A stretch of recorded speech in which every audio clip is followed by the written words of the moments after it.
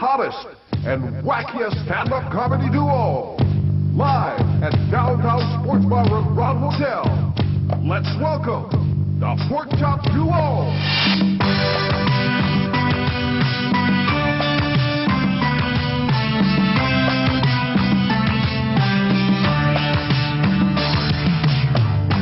I bless the day I found you.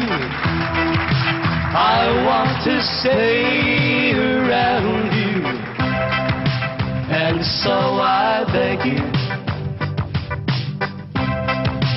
let it be me. Don't take this heaven from one. If you must cling to someone, now and forever,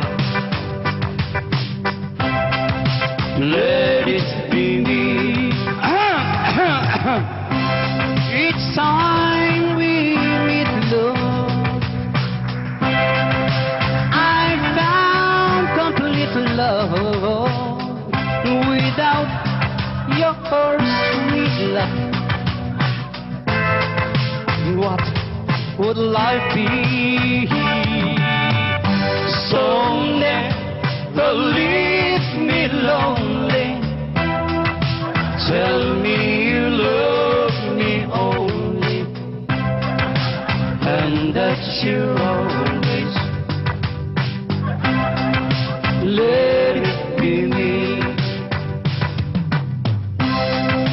It's time we meet now. Swapang the band complete love without your sweet love. What would life be? So never leave me lonely. I love you. Tell me you love me only. I love you too. Hindi ikaw, diba? Singit ka na singit eh. Kala ko ako. Let it be me. Sigurado ka? Now and forever, let it be me.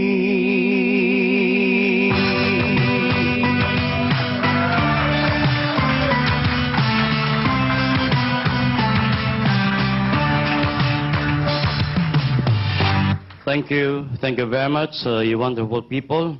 You're very kind to animals like us. Mga kaibigan, dun sa hindi pa ho nakakilala sa amin, kami po yung tinatawag na Pork Chop Duo. Apo. Ako si Porky, at siya naman si Chappy. Siya pong original na tatay ni Chitae. Mga kaibigan, bago ho kami magpatuloy, ako muna mababati sa inyo ng isang magandang gabi sa inyong lahat, mga kaibigan. Mali. Anong mali? Yan ang sinasabi ko. Pagbabati kayo, walang masasabi sa iyo. Nung English ang bati ko, mali. Ngayong Tagalog, mali pa rin. Ulitin mo. Magandang gabi sa inyong lahat, mga kaibigan. Ikaw ba'y siguradong lahat yan ay mga kaibigan mo? Nakatawa silang lahat sa Hindi akin. lahat na tumatawa at pumapalakpas kay kaibigan mo. Iba nga tingin siya para kang baboy na sa harapan nila. Sisiraan mo na naman. Hindi mo siguradong lahat yan ay kaibigan mo. Tanggalin mo sa tang kaibigan na makasigurado ka. Wala nang kaibigan. Dapat. Pwede nang bumati. Ayusin mo. Magandang gabi sa inyong lahat. Kanino mo sinasabi yan? Sa kanya lang lahat. Pag nagsalita ka rito, lumabas na speakers na narig na lahat, alam nilang patungkol sa lahat yan. Anong gagawin? Tanggalin mo yung lahat. Wala nang lahat. Dapat. Pwede nang bumati. Ayusin mo. Magandang gabi sa inyo. May kakulitan ka rin. Bakit nga? Alang man tayong dalawa magbatian dito. Siyempre. Kanino mo sinasabi yan? Sa kanila. Alam nilang para sa kalang tanggalin mo inyo. Wala nang inyo. Dapat. Magandang gabi. Ano ba ngayon? Gabi. Hindi tanghali. Hindi. Hindi hapon. Hindi rin. Lalong hindi umaga. Hindi. Huwag mo silang gawing tanga. Alam nilang gabi ngayon. Anong gagawin? Tanggalin mo yung gabi. Wala nang gabi. Dapat. Maganda! Paano yung pangit? Ay, meron dyan maganda lang, sa paningin lang kitang minamahal. Paano ang karapang tawagin maganda? Tulad mo si Lepi, hindi marunong masaktan. Anong gagawin? Tanggalin mo yung maganda. Wala nang maganda. Dapat! Pwede nang bumati. Ayusin mo. We? Sa akin mga nasa harapan? Paano na sa tagliran mo yan mo. Importante lang ba sa harapan na tinutumbok mo? Anong gagawin? Eh, tanggalin mo yung harapan. Sa mga walang harap? Bullshit. Eh, tinanggal mo lahat. Ano pang gagawin ko rin eh? Luma na kasi yung pagbati mo. Naalala mo, ilang buwan nakakalipas, nang galing tayo ng Israel, nang galing tayo ng Japan, nang galing tayo ng Australia, ng Amerika. Naintindihan ba mga tao na sinabi mo? Pasensya sila. Pilipino tayo eh. Mali yun. Galing tayo ng international language, sign language. Wala namang sign language ah. Tignan mo yung gagawin ko. Paano?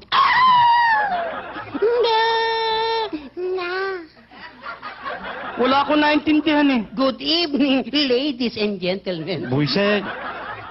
Kita mo puro ba karamihan babae mga nasa Oo, audience. nagkaintindihan kami. Puro kakalokohan. Ano na naman yung pinaggayabong mo kanina sa bar na yaki, nag-abroad ka raw nung hindi pa tayo magkasama? Totoo lang po yun. Bago kami nagsama bilang pork chop, ako'y nakarating na sa ibang paano yung tigtig. Yang pangit mong yan, tinanggap sa abroad. Huwag mong pakamamatahin kay mga pangit. At bakit? Kami may kasabihan. Ano? Pangit man din at dukha sa tingin. Eh ano? Nakabubuntis din. Hoy! Sinabi na Eh, mag-iingat. grabe ka lumait, kababayan pa natin yung karap natin. O sige, nakapag-abroad ka na. Saan ka naman nakarating, Aber? Nakarating ako ng Europe. Europe. Europe. Saan naman sa Europe? Nagpunta kami ng Venice. Maganda rin sa Venice. Tumuli kami ng Vienna. Vienna. Pasok kami ng Frankfurt. Frankfurt. Tuloy kami ng sausage. Sausage. O, tapos tumuli kami ng Rome. Yeah. Saan sa Rome? Rome 401, 402, Mga kwarto yun. Pare, antindi na makinarya doon. Sa Rome?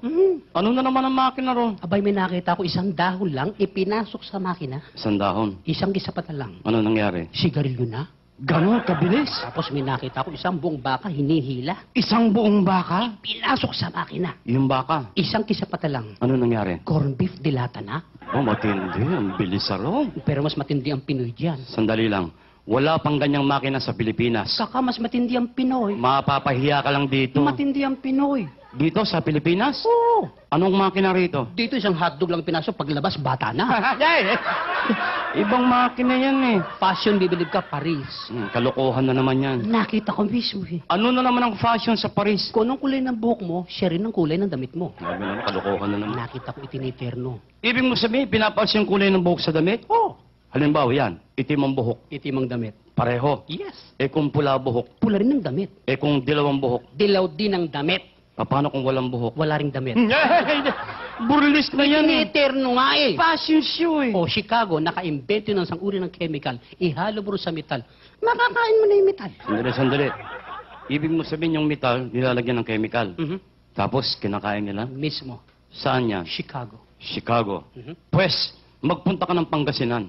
Metal mismo, walang chemical, kinakain sa Pangasinan. Pangasinan? Pangasinan! Metal mismo, walang chemical, kinakain sa Pangasinan. Anong klaseng metal? Metal bus na nga pala yan. Metal bus ng saluyot. Metal bus ng kamote. Bagong at kamatis, katalo na. Lahat ng metal inabot ko sa iyo ah. Yan sinasabi. Kaya dyan nagagalit si Kakabert na nabubuhay pa. Yung mga kalokohan mong yan eh. Yan nga, nasabi sa akin ni Tita Nova at saka yung pisa ni Kaka na may sama na loob nga raw sa kakabago namatay. Bakit? Naalala mo yung huli natin biyaheng hatid saya? Oh. O di ba sa NAIA Airport, bago tayo sumakay ng aeroplano, nag-meeting tayo sa VIP room? Anong bili ni Bert Marcelo? Pagdating sa airport sa Rome, siya ang mauuna sa immigration sapagkat siya ang leader ng grupo. Akala mo magpatiw na kay hindi ka naman marunong mag-Ingles. Uy, alalahan ng Pinoy ako. So, Ang Pinoy, bago bumitaw na sa lahat, pinag-aaral muna sa paligid niya. bakit? Anong pinag-aralan mo ron? Dalawang nauna sa akin. Ano? British, Amerikano, pangatlo ko. Kita mo, magagaling sa English yung mga yan. Tinanong ng immigration officer yung British, Anong tinanong? will you stay long here, sir? Anong sagot ng British? I'm afraid not. Kita mo, galing sa English. Tinanong yung Amerikano, will you stay long here, sir? Anong sagot ng Amerikano? Well, I'm afraid so. Galing talaga. Tinanong pangatlo ko sa pili, Ikaw na tinanong. will you stay long here, sir? Anong sagot mo? I'm not afraid. Patay. Anong am Sabi natapray? ko natatakot sila, hindi ako natatakot, saan man makarating? Mali nga eh, mali. Banat ka ng banat eh. Sa Dubai, ganyan din ginawa mo. Anong sabi ko? Hayaan mo mauna ako, pakinggan mo yung sasagot ko. Nagpatiuna ka na naman. Yung tanongin ka ng official citizenship, anong sagot mo? Pilipino! Tama. Nung tanong kang natural born, sagot mo. Cesarean. Anong cesarean? Ganun na nakanani ko. Tinatanong kung tunay kang pinanganak na Pilipino. Ayusin lang yung tanong nila. Ayusin mo pakikinig mo.